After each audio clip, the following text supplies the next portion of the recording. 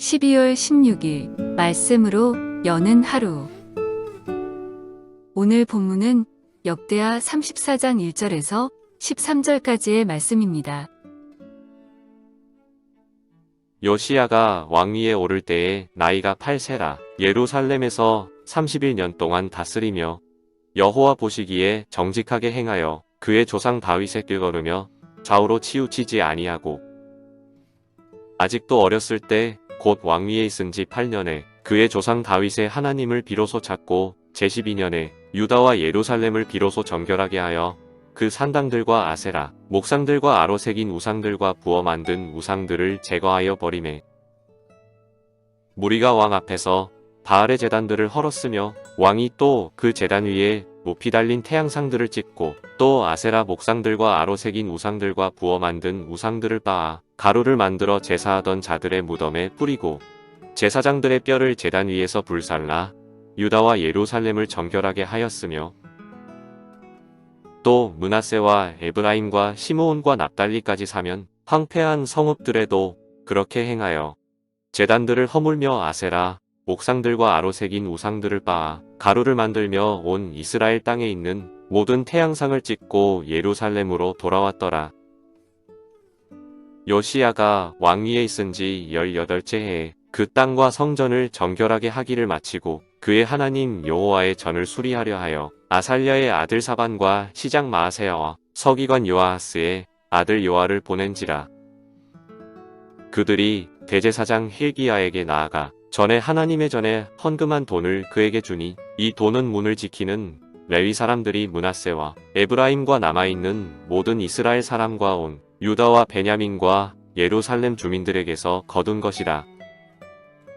그 돈을 여호와의 전 공사를 감독하는 자들의 손에 넘기니 그들이 여호와의 전에 있는 일꾼들에게 주어 그 전을 수리하게 하되 곧 목수들과 건축하는 자들에게 주어 다듬은 돌과 연접하는 나무를 사며 유다 왕들이 헐어버린 성전들을 위하여 들보를 만들게 하매 그 사람들이 성실하게 그 일을 하니라. 그의 감독들은 레위 사람들 곧 무라리 자손 중 야핫과 오바댜여 그핫 자손들 중 스가랴와 무술람이라. 다 그 일을 감독하고 또 악기에 익숙한 레위 사람들이 함께하였으며 그들은 또 목독꾼을 감독하며 모든 공사 담당자를 감독하고 어떤 레위 사람은 서기와 관리와 문지기가 되었더라. 사랑하고 축복합니다. 화요일 어떻게 잘 보내셨습니까?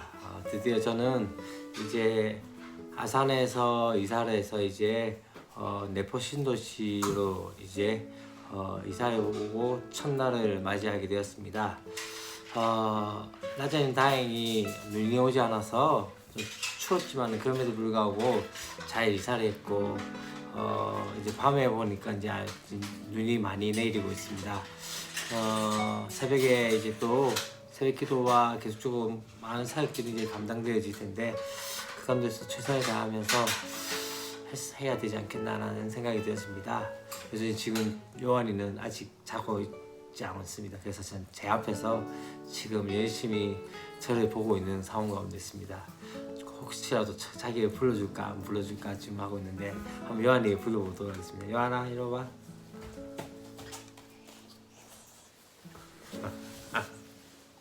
자 일어나 보세요. 안녕하세요. 안녕하세요. 요한입니까? 오늘 어떻게 잘 지냈어요? 새롭게 새 집에 오니까 기분이 어때요? 좋아요. 좋아요? 그리고 엄마 아빠도 같이 있으니까 좋아요? 그래요. 너 요한이 어떻게 재밌게 잘 지냈어요? 오늘 어린이집 갔다 오고 또 이제 엄마 아빠랑 새로운 집에서 이제 함께 지내게 될 텐데 요한이도 다른 분들한테 인사 한번 다시 한번 해볼까요? 안녕하세요. 요한입니다. 안녕입니다. 사랑하고 축복해요. 사랑을 축복해요. 많이 사랑해주세요. 많이 사랑해달래야지. 많이 사랑해주세요. 그래요. 그러면 이제 자 여기 계속 있을 거예요? 아니면은 옆에서 놀 거예요? 어떻게 할 거예요? 계속 있을 거예요. 알겠어요. 그럼 계속 같이 들어가겠습니다.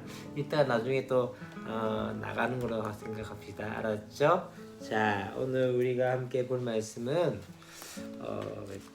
역대하 34장 1절부터 13절까지의 말씀입니다. 아몬 이후에 이제 어린 나이에 이제 등극한 상황이 바로 요시아입니다. 요시아는 그에 대한 평가가 하나님 보시기에 정직하게 행했다는 것을 이야기하고 있습니다.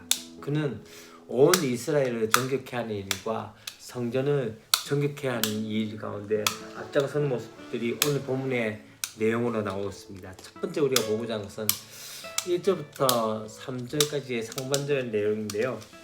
그렇게 이야기가 나옵니다. 요시아가 여호사밧과 히스기야와 함께 다윗의 길로 행한 정직한 왕이라고 평가하고 있는 것들을 보게 되십니다. 사실 8살에 왕이 되었고 제 8년 만에 조부 므낫세나 아몬과는 다르게 그의 영향력과는 다르게 바로 조상 다윗의 하나님을 찾는 것을 보게 되었습니다. 그리고 난 다음에 4년 후에 종교개혁을 본격적으로 추진하는 것들을 보게 되었습니다. 사실 그의 나이 20살 때 되어졌던 것이죠. 그가 했던 것은 바로 좌우로 치우치지 않고 정직하게 그 길을 행했던 것을 볼 수 있습니다. 사실 어쩌면은 그의 가정 환경이나 그의 나이 그런 모든 것들이 어쩌면 그에게는 핸디캡과 같은 것이었지만은 그것이 문제가 되지 않았던 것이죠. 혹시 우리는 하나님을 따르는데 이런저런 핑계나 또 이런저런 핸디캡을 이야기하면서 주의 길을 또 순종의 길을 가지 않으려고 할 때가 있지 않습니까? 자, 이제 우리가 볼 것은 바로 3절부터 8절 상반절의 말씀입니다. 개혁의 시작이 어디서부터일까요? 바로 유다와 예루살렘을 정결케 하는 것이었습니다. 요시아는 어떻게 했습니까? 바로 바알 신당과 또한 아세라 목상과 아루색인 그 우상으로 가득한 성읍을 다시 하나님의 소유로 회복하는 그 원정에 나서기 시작했던 거죠. 그래서 어떻게 합니까? 유다와 예루살렘뿐만 아니라 북이스라엘의 므낫세와 에브라임 또한 시므온과 납달리까지 가서 이 일을 시행하게 되어집니다. 그리고 이 모든 일을 완수한 후에 다시 예루살렘으로 돌아오게 되어진 것이죠. 통치 12년부터 시작해서 무려 7년 동안, 다시 말하면 이 7년 동안의 그 정화의 작업을 거치게 되어진 것이죠. 공동체를 정결하게 하는 것은 단순히 일회성의 문제가 아닙니다. 참 중요한 것 중에 하나는요, 우리는 어떠한 일회성의 집회를 통해서 무엇인가 변화를 시키고자 하지만 더 중요한 것은 무엇입니까? 구체적으로 장기적인 실천 계획을 해야 한다는 거죠. 먼저 나부터 정결한 삶과 또한 신실한 신앙에 대한 생활에 구체적인 그런 계획들을 세워 보아야 하지 않을까요? 이제 갈래요? 어떻게 갈래요? 이제 빠이빠이 하세요. 안녕. 그래요. 다음에 또 만나라고 합니다. 예. 이제 8절부터 12절까지 말씀, 13절까지 말씀에 보면은 요시아가 그 땅을 정결하게 한 후에 이제 했던 것 중에 하나는 무엇입니까? 성전 보수 작업에 들어가게 됐습니다. 그는 성전의 헌금을 관리하던 아살랴의 아들 사방과 또한 시장 마아세야와 또한 서기관 요아스의 아들 요아를 대제사장 힐기야에게 보내서 성전을 보수할 비용을 전달한 것들을 보게 되십니다.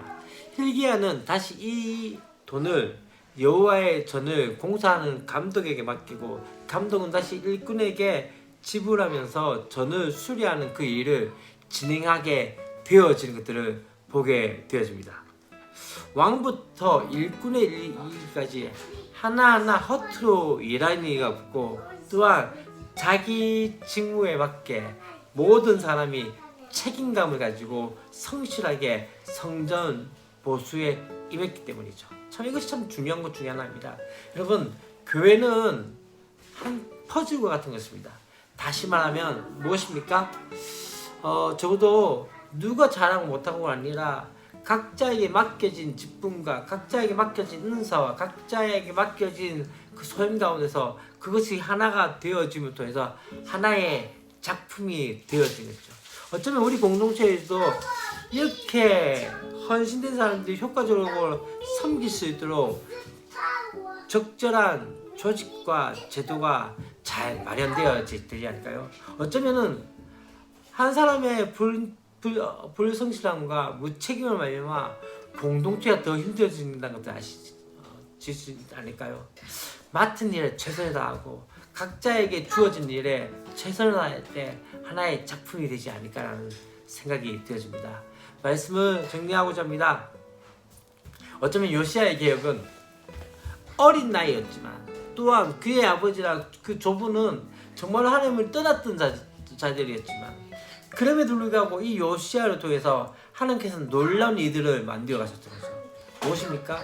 이스라엘을, 유다를 정교케 하는 작업과 또한 성전을 보수하는 그 작업들을 시행함을 통해서 그 가운데 다시 한번 개혁들이 일어나게 되었던 것이죠. 우리의 삶 가운데서 이런 개혁이 필요하지 않을까요? 어쩌면은 우리 가운데 개혁을 머물게 하는 것은 무엇일까요? 못하게 하는 것은 무엇일까요? 나의 생각과 선입견과 또한 나에게 주어진 핸디캡과 또한 내가 아니어도 다른 사람이 하겠지 하는 그 안해라기 때문에 어쩌면 우리의 신앙이 점점 더 타락해지고 또 점점 더 타성에 적고 있지는 않을까요? 다시 한번 우리의 믿음을 새롭게 하는 저와 여러분이 되었으면 좋겠습니다. 기도하겠습니다. 하나님 아버지 감사합니다. 요시야의 개혁을 통해서 다시 한번 바라보았던 것은 어쩌면은 우리는 많은 핸디캡과 제약을 가지면서 이 일에 머뭇거렸지만 요시야는 그의 아버지, 그의 조부가 하나님을 떠났던 자들이었고 또한 그의 나이가 어렸음에도 불구하고 하나님께서는 그 일을 요시야를 통해서 행하게 하셨음에 대해서 다시 한번 보았습니다. 어쩌면은 우리의 사역 가운데 또 우리가 기억해야 되고 또한 하나님 앞에 다시 한번 나고자 하는 그 모든 것 가운데 지금 주저하고 방해하는 것들이 무엇인지 깨닫게 하여 주시사 다시 한번 믿음으로써 일어설 수 있는 은혜가 있게 하여 주시옵소서. 주 예수 그리스도의 이름으로 기도합니다. 아멘.